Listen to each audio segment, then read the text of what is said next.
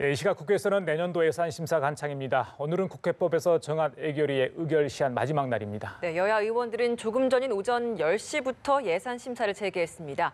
국회 취재기자 연결해 보겠습니다. 박현우 기자.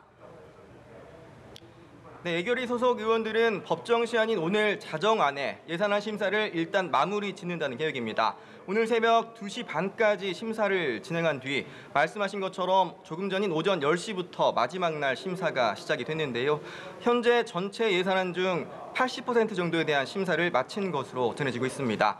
오늘 안에 전체 예산안에 대한 심사를 마무리 짓지 못하면 예산안에 대한 1회독도 하지 못한 예결위라는 오명이 남을 수 있는 만큼 여야 모두 예산안 심사에 속도를 내고 있다고 예결위 관계자는 전했습니다. 네, 박 기자, 이 막판 심사에 속도를 내고 있는 것 같은데 12월 2일로 정해진 예산안 처리 법정 시한 지키기 쉽지 않을 것 같습니다. 네, 여야 간 갈등으로 파행이 빚어지며 이틀간 심사가 중단되기도 했었던 만큼 시간이 충분치는 않았습니다. 여야는 당초 오늘 본회의를 열어 예산안을 심사할 계획이었지만 무산이 됐는데요.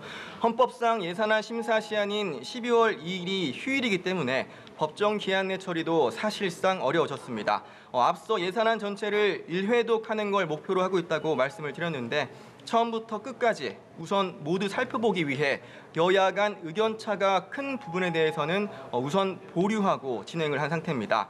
당연히 이 보류한 심사가 추가로 진행이 돼야 하는 상황인데요. 이를 위해 예결위 활동은 오늘로 모두 끝이 나지만 이른바 소소위가 꾸려지게 됩니다. 여야 간사들과 원내대표단만 참석하는 소소위에서 보류된 안건들을 다시 살펴본 뒤 최종 확정하게 되는데요.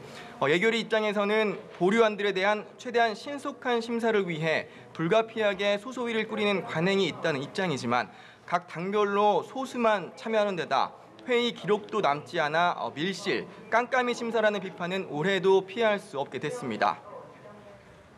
네, 어제 윤창호법, 김성수법 이런 주요 법안, 민생 법안들이 통과됐는데 그중에서도 가장 쟁점이었던 유치원 3법 관련된 처리는 어떻게 진행됐습니까? 네, 당초 민주당 박용진 의원의 유치원 3법이 앞선 교육위 전체 회의 때 처리될 예정이었는데 자유한국당이 자체 유치원법을 발의하겠다고 해 유치원법 논의는 표류하는 모양새입니다. 한국당은 어제 개정안을 내놓겠다고 했다가 한 차례 더 미뤄 조금 전인 10시 반쯤 자체 개정안을 공개했는데요. 유치원 회계 투명성과 신뢰성 확보, 학부모 감시 권한 확대 등을 주 내용으로 하고 있습니다.